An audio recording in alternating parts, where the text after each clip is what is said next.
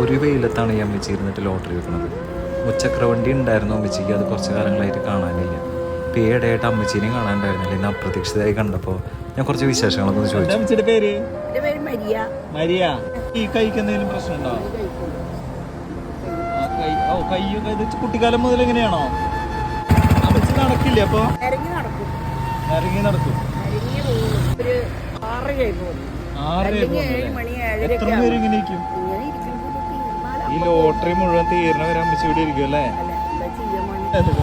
വിഷമുണ്ട് പോലെ ജീവിച്ച് ഇതിലൊരു നഷ്ടമില്ല, ലാഭമില്ല, മുതലില്ല.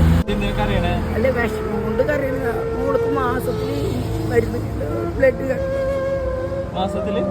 കട്ടണം മോൾക്ക്. അത് ഈ കൊളസ്ട്രോളിന്റെ ബ്ലഡിലായി പോയി.